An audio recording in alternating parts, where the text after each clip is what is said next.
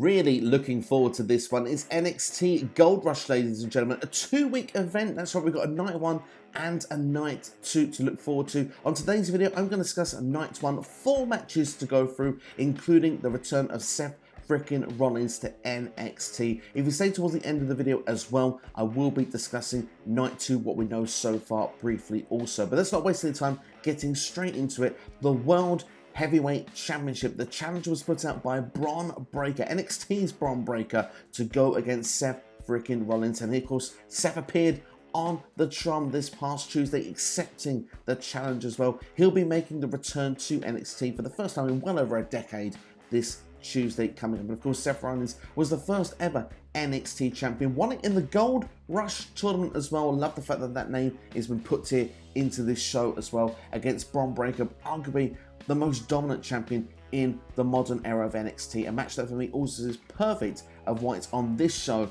and not done on Monday Night Raw. There are so many great reasons why this is being done on NXT. It's clearly a proving ground right now for Bron Breakker. A great performance here against arguably one of the biggest names in WWE right now. You could say that could be a shoo-in spot for Bron Breakker to go to a Raw or SmackDown in the near future. Of course, Bron Breakker also can afford to take a loss in this match also. If he was to go to Raw and SmackDown, you'd want him to lose so quickly on the main roster. If he was to do it here on NXT, a smaller portion of the audience watches NXT, not the full mainstream or casual audience watches. So for Bron Breakker, this is a good way to protect him as well. Have a great match with Seth Rollins, like I say, and expect him to lose. There could be a question as well, would Ilya Dragunov get involved in this match as well? Because that could be another way to protect Bron Breakker. A rivalry has started with Breakker and Dragunov, which I imagine would carry over to the Great American Bash. But for me, really looking forward to this match. I mean, it's going to be a great match to watch. I think that Breakker is great in ring. Seth Freakin Rollins, we know what he can do.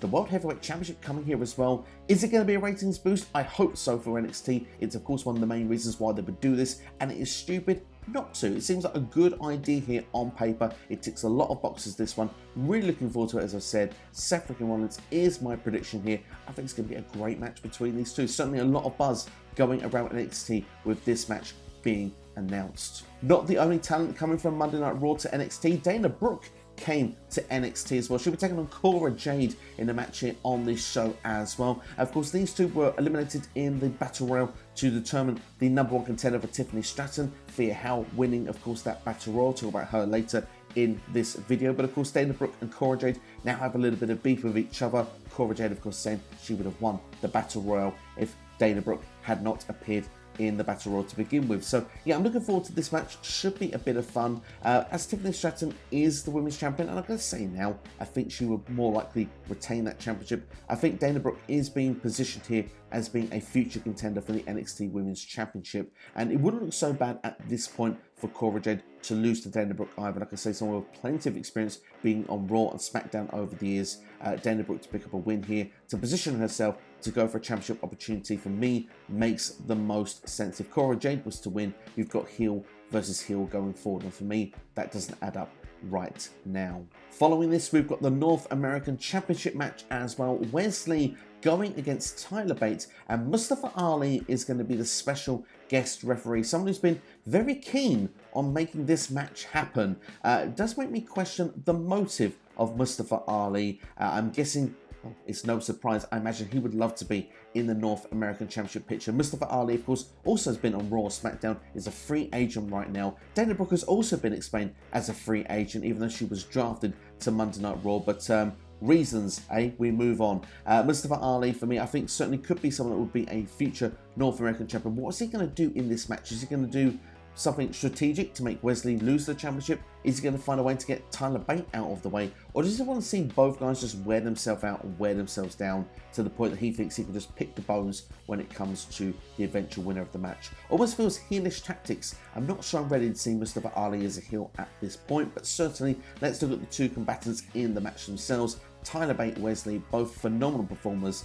Wesley's had an unbelievable reign as North American champion. I've actually really enjoyed the reign as well, and he's certainly come out with a lot of credibility over the last 6 or 7 months. I think he's going to pull one out of the bag again. I think Wesley does retain here. I think Mustafa Ali wants to be the one to beat Wesley as well. I think that will set that match up for the Great American Bash. Last but not least then, for night one, we've got a triple threat tag team match to determine the #1 contenders for the NXT Tag Team Championships. And of course, the winner of that match as well will go on to night 2 to take on Gallus. So we've got Brooks, Jensen and Josh Briggs. We've got Edris, Enofe and Malik Blade. And we've also got Hank Walker and Tank Ledger. Now, of course, all 3 of these teams have had matches against each other. It's kind of brought them all closer together. So it's kind of fun that's been done as a storyline, because for me, although we're going to get #1 contenders here, I do feel that the #1 contenders will probably, obviously, will win this match. But I think when they go to Gallus, I think they will lose. So it's a little hint there for night 2.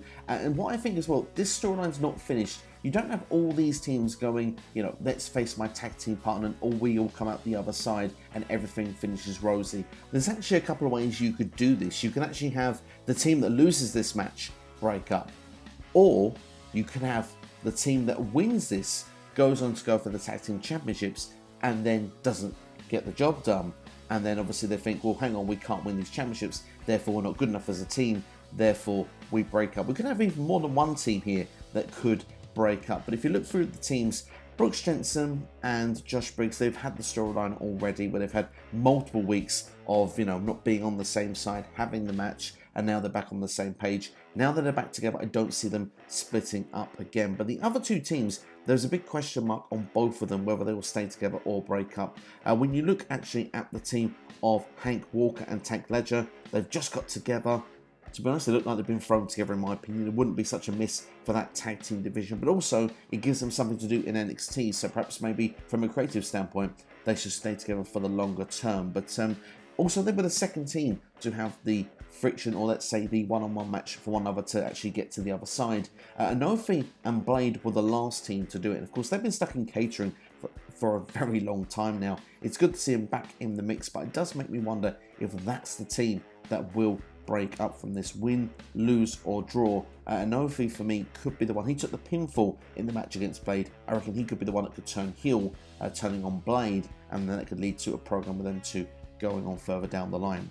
I will say, even though it probably makes more sense for the team that loses this match to break up, because a part of me does think that Jensen and Briggs will be good to go for those tag team championships, I'm going to go for actually the team that wins here to actually break up in the long run, because they will get closer to glory and then be let down in the final moments. So it just gives that glimmer of hope once again that this idea of facing one another worked, and then when it got to the actual big moment, something happens, a miscue, something like that, and that could lead to them losing against Gallus and therefore the breakup of that team. So I'm going to actually go for Enofe and Blade to win this match. So that's my predictions for night one there. As I said there, for night two, Gallus will take on the winners of that tag team match. I think Gallus there will actually retain. I think that Gallus's future will be actually against Tony D'Angelo and Stacks Lorenzo when eventually that match can be taking place. I'm guessing the Great American Bash. I'm really looking forward to Tiffany Stratton against Thea Howe. I think Thea Howe is a phenomenal performer. I really enjoy her character work. She's exceptional for her age. Winning the Battle Royal, of course, she did have the most friction, let's say, with Tiffany's championship celebration as well, so it made sense she'd be the first challenger, but I think Tiffany Stratton probably has enough in the arsenal to be a longer term NXT Women's Champion. I expect her to beat Thea at this point. Carmelo Hayes versus Baron Corbin is going to be the main match for night two. Honestly, I would like to see how it plays out this week before giving a full prediction. However, I would say at this early stage, I would more than likely think Carmelo Hayes would retain here against Baron Corbin, but Corbin is certainly going back towards the lone wolf character. You love to see it. Certainly was one of the better characters that Baron Corbin did previously. Corbin, of course, is battling the likes of Cameron Grimes also on SmackDown.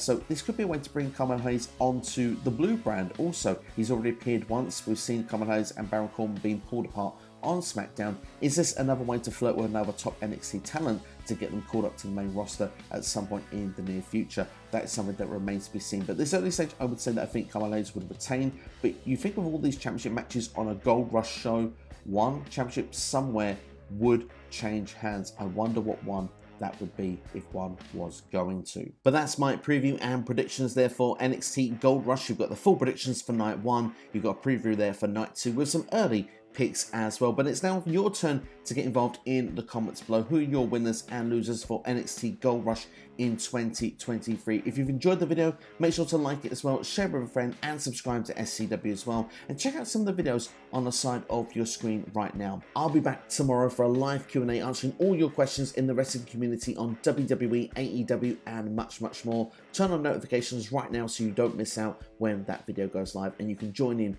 and join the conversation. Thanks for watching, have yourselves a great day, and I'll see you next time here on YouTube.